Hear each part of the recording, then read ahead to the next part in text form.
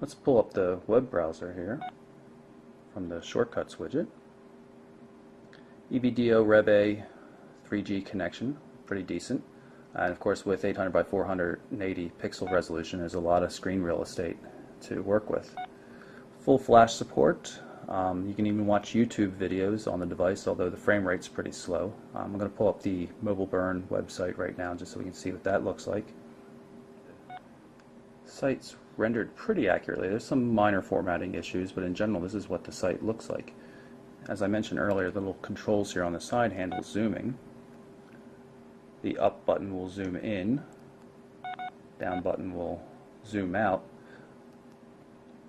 Oddly though, now this was the zoom out button, when I open under landscape mode, it switches the function of the buttons, and all of a sudden this same button becomes zoom in, which is quite counterintuitive. But either way, you can still see that the formatting works well, and really looks quite nice in the landscape mode.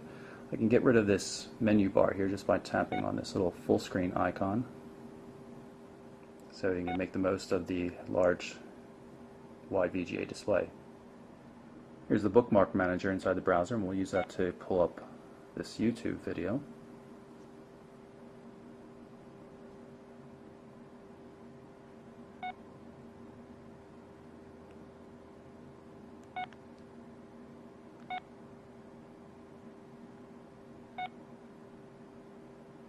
Now the video is going to start playing.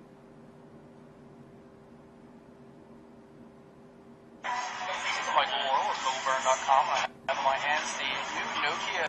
So you can see it works. It's a little jittery, but Nokia's first it works overall. Waymo-powered smartphone.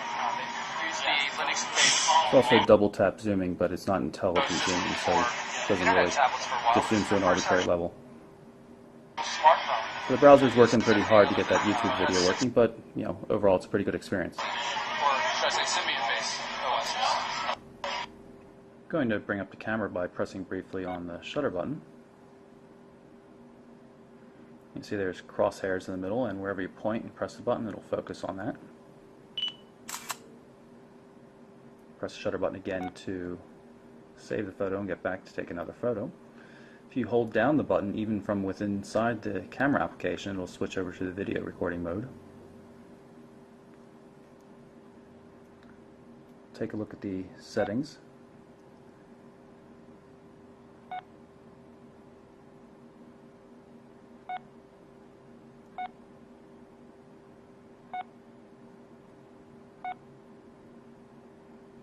If I switch out of the MMS mode, just have it set to record on the device, you can see we can get full VGA resolution video out of it. I'll start that up. We're now recording a VGA resolution video.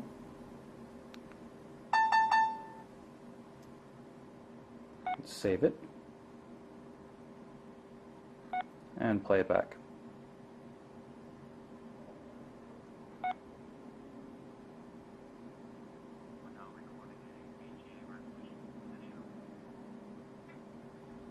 From within the same gallery browser, you can also get to the still photos that have been shot.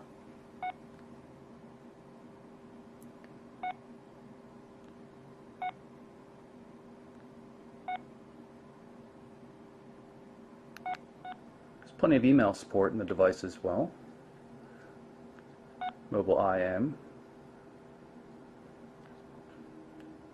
Support for AIM, MSN Messenger, and Yahoo. Email support for regular personal accounts as well as corporate email. I'm using corporate email support to sync to an Exchange server. There's also regular mobile email you can use. I have this set up for a Gmail account. It's one of our test accounts. The email client's kind of weak. There's no formatted text or attachment support or anything. It seems at least none obvious. There's a message. You can see that there's a dock there, but we can't actually do anything with it. Of course, it does work in landscape mode as well. As you would expect for a high-end device like this, it has a music player and support for Verizon's VCast music with Rhapsody. I purchased and downloaded a few tracks already. You can see them play right now. The only thing that bothers me is there doesn't seem to be any way to play music in the background. It just plays in the foreground. As soon as you try to go anywhere else in the system, either with the back button or the call-in button, music ends. This is the contact system. We're going to take a look at the search function. If we look for John Doe, if we type DOE, we come up with nothing here. That's because the search only works on first name, or whichever you have in first. So if I type JOH, you'll see the lists get narrowed down. And of course, you can only scroll through it by hand, and it works in portrait mode as well. And you can see a little tab here for skipping through the letters of the alphabet. Quick access buttons for automatically or quickly sending a message or placing a call to the person just by tapping right on it. Pretty handy, and it's accessible from the home screen as well. So that's my quick look at the Samsung Rogue. You can see the TouchWiz user interface is pretty nice. Does most things well. The widget trays are perhaps a little sloppy, hard to keep organized, and with only one home screen, there's not a lot of flexibility in terms of what kind of widgets you make use of. But it's a clean-looking system. People might take exception with the lack of themes, but otherwise, there's not too much to complain about. And considering this device only sells for $100 with a 2-year contract, that's not too bad considering the huge wide VGA display, a pretty decent camera, and camcorder functionality, not to mention the browser. So again, that's the Samsung Rogue for Verizon Wireless. I'm Michael Orrell for MobileBurn.com.